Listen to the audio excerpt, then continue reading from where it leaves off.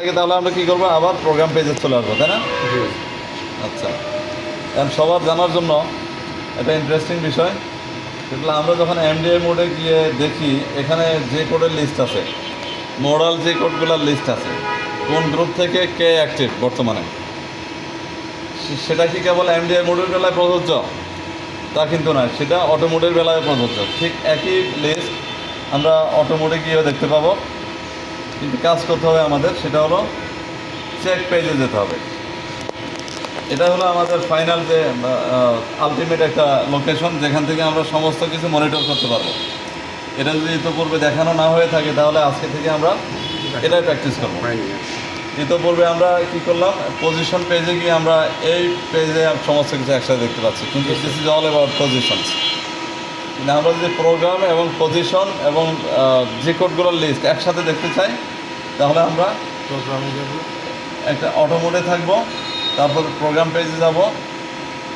যদি প্রোগ্রাম পেজে যাওয়ার পর যদি এখানে কিংবা এখানে থাকে তাহলে আমরা কষ্ট করে চেকে দেবো। এই যে মডাল যে কোডগুলোর লিস্ট এখানে সব দেখাচ্ছে কিনা, তারপর আমাদের প্রোগ্রাম দেখাচ্ছে, পজিশনগুলো দেখাচ্ছে, তারপর আরও রানিং কন্ডিশনে কোন প্যারামিটারের ভ্যালু কত সেটা দেখাচ্ছে এখানে। আচ্ছা, তাহলে আমরা সিঙ্গেল ব্লক মোডে আছি, শুধু এটাই যথেষ্ট না। আমরা কী করবো এখানে, তারপরে র্যাপিড যদি আমরা কমায় রাখি তাহলে তো মেশিন চলবে না, চলবে অ্যাক্সেসগুলো মুভ করবে না। র্যাপিড আমরা 25% রাখবো। আচ্ছা, আর স্পিডটা চাইলে কমাই দিতে পারি, কিন্তু অসুবিধা নেই, আমার প্রোগ্রাম ঠিক আছে। বাট নতুন যারা নতুন একটু ভয় লাগে তারা অবশ্যই এটা দিয়ে এটা কমায় কাজ করবে। তো আমরা একটু ক্লোজ হয়ে দেখি মেশিনে কী হচ্ছে আর এখানে কী হচ্ছে। অর্থাৎ পজিশনটা ওইভাবে নিই। হ্যাঁ, সিঙ্গেল ব্লক মোডে যখন থাকবো তখন কোনো ভয় নাই, আছে? কারণ অ্যাক্সিডেন্ট যদি হতে হয় তাহলে কাটার ওয়ার্ক পিসের গায়ে ধাক্কা দিতে হবে। ধাক্কা দেওয়ার লাইনগুলো কিন্তু আরও অনেক পরে। এই যে প্রথমে হলো ডিফল্ট সেটিংস, তারপরে স্পিন্ডল সেট আপ করা হবে, অর্থাৎ স্পিন্ডলকে স্টার্ট করা হবে, তারপরে গিয়ে নিচে স্টার্ট পজিশনে যাবে। অ্যাটলিস্ট এ পর্যন্ত আমাদের কোনো ভয় নেই,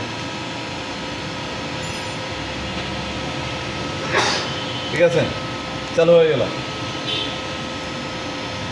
কম্পিউটারে কিন্তু আমি সেমিকোলনটা দিই নাই, অর্থাৎ যেহেতু এটা ক্লাসরুমে সবাইকে বোঝাবো, কিছু লাইন গার্ড দিয়ে দিয়ে আমি ফাইলটাকে সাজাইছি। তো এখানে সেমিকোলন অটোমেটিক মেশিন নিয়ে নেয়, এটার জন্য আমার দেখতে একটু অসুবিধা হচ্ছে হয়তো, কিন্তু এটাকে আমরা ইগনোর করবো, এটা মেশিনও ইগনোর করবে।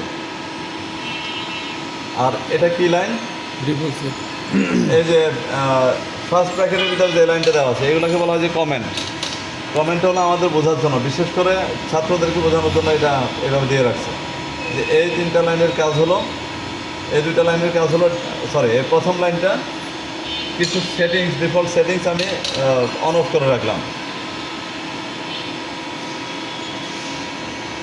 আচ্ছা, এই কার্সরটা বর্তমানে যেই লাইনে, ওই লাইনটাকে কিন্তু এখনও এক্সিকিউট করা হয় নাই, ওটা হবে আমাদের নেক্সট লাইন। বোঝা গেল? তার মানে এখন একটা যদি চাপ দিতে হলে ইউনিটটাকে মিলিমিটার করে নেবে, যদি ইউনিট মিলিমিটার করা না থাকে। ইউনিট কোনটা করা আছে, G21 করা আছে, G20 পরিবর্তে G21 করা আছে। তো আমরা যদি G21 এখানে নাও দিতাম তাহলেও প্রোগ্রাম ঠিকঠাক মতো কাজ করতো। স্টিল স্ট্যান্ডার্ড প্র্যাকটিস হলো যা যা কিছু দরকার সেটা এখানে সেট করে নেওয়াটা বেটার।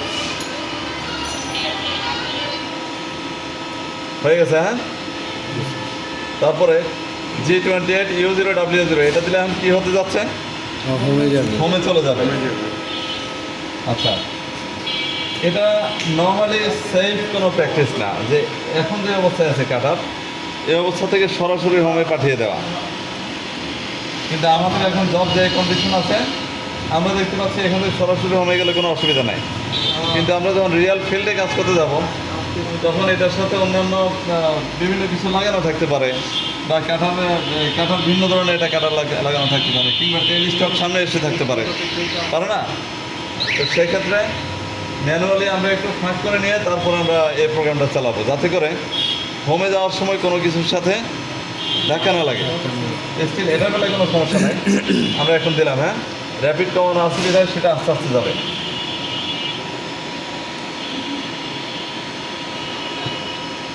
ও সরি, কমেন্ট লাইনটা পার হয়েছে জাস্ট, তাহলে এখন এই লাইনটা এখন পার হবে, ঠিক আছে? ক্লিয়ার তো নাকি?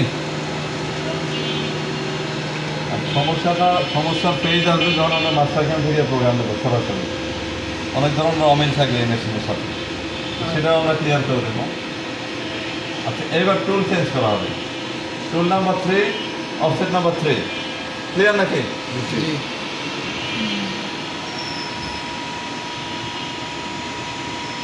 এখানে প্রোগ্রাম কিন্তু আমাদের রানিং অবস্থায় আছে, হ্যাঁ, জাস্ট ওই যে সিঙ্গেল অটোমেটির কারণে ওইখানে থেমে আছে। তা আমি ইন দ্য মেইন টাইম আমি এখানে একটু দেখাচ্ছি। আমরা ওয়ার্কে গিয়ে আমরা ওয়ার্ক অফসেট সেট করি, কিন্তু অফসেটের যে বিষয়টা, দুই ধরনের অফসেট এখানে প্রযোজ্য, ওয়ার অফসেট এবং জিওমেট্রি অফসেট। তো সেটা তো আমরা ইতিপূর্বে যদি আমাদের এই জিনিসগুলো কাভার না করা হয়ে থাকে তাহলে আমরা পরবর্তীতে দেখাবো। বাট আমি বলে রাখতেছি যে 3 নাম্বার টুলের সাথে আমরা 3 নাম্বার অফসেট সিলেকশন করব। তার মানে আমরা যখন এখানে দেখতে পাচ্ছি T0303, প্রথম যে দুটা ডিজিট এটা হলো টুল নাম্বার, আর পরে 03 এটা হলো অফসেট নাম্বার। 03 অফসেট নাম্বার, এটার মানেটা হলো এই ওয়ার অফসেটটাও 3 নাম্বার লাইন থেকে নেবে, আর জিওমেট্রি অফসেটটাও 3 নাম্বার লাইন থেকে নেবে প্রোগ্রাম চলার সময়। ক্লিয়ার? জি স্যার। অফসেট মানে এখানে দুই ধরনের অফসেট বোঝাচ্ছে আর কি, একই সাথে এটা এবং এটা। আচ্ছা, এবার আমরা প্রোগ্রামে যাই। সিলেকশন হয়ে গেছে, আর এই যে এমসি লাইনটা আবার পার হয়ে যায়, তারপরে এটা আবার এই যে এটা কমেন্ট লাইন, এটাতেও কিছু হবে না। তারপরে G92S1800, এটা হলো ম্যাক্সিমাম স্পিন্ডল স্পিড, আর G96S170M04, এটা মানে হলো G96 মানে হলো আমরা এস এর ভ্যালু যেটা দেবো সেটাকে কাটিং স্পিড হিসেবে ধরে নেবে। G96 এর মানে হলো এটা। আর G97 যদি দিয়ে থাকি, এটা কি দেওয়া আছে? G97 দেওয়া আছে, তাই না বর্তমানে? এই যে তার মানে হলো আমরা যদি শুধুমাত্র S100 দিই, সরি শুধুমাত্র S170M04, G96 দিলাম না, তাহলে এটার সাথে সে G97 ধরে নেবে। তখন 170 RPM স্পিডে স্পিন্ডলটা চালু হবে। ক্লিয়ার? আর যেহেতু G96 দিছি, এটাকে কাটিং স্পিড মোডে ধরে নেবে, অর্থাৎ এটা তখন RPM না, এটা কাটিং স্পিড। এই প্রোগ্রামে আমি চাই যে 170 কাটিং স্পিডে চলুক, বা সারফেস স্পিড যেটাকে বলি আমরা, এবং সাথে M04 দিয়ে স্পিন্ডলটা চালু হবে। এখন এক্সের ভ্যালু কত আছে? 548। তো 548 যদি এক্সের ভ্যালু হয়ে থাকে, এটার সাথে আরপিএমটা রিলেটেড। কাটিং স্পিড ঠিক থাকবে, এক্সের মান অনুযায়ী আরপিএম কম বেশি হবে। এক্স যখন অ্যাক্সিসের কাছাকাছি আসবে, জবের কাছাকাছি আসবে, তখন আরপিএম বেড়ে যাবে। যদি এক্সের ভ্যালুটা জব থেকে দূরে সরে যায়, তখন আরপিএম কমে যাবে।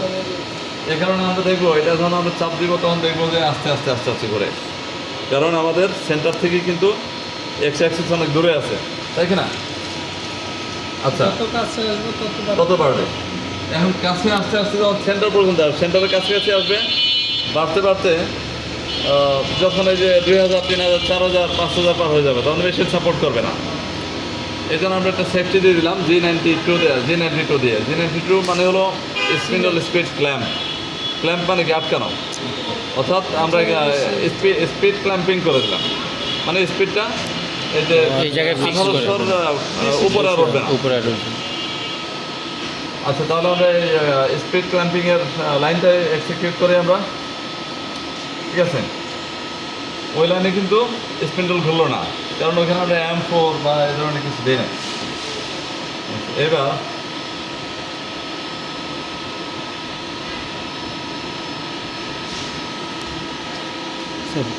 টারেট ক্ল্যাম্প, চাক ক্ল্যাম্প, এগুলো কি আচ্ছা, এটা চালু হচ্ছে না? এর উপরেরটা ওই চালু হয় নাই স্যার। কোনটা? ও হ্যাঁ এইটাই ওটা তো পার হয়ে গেছে। জি স্যার।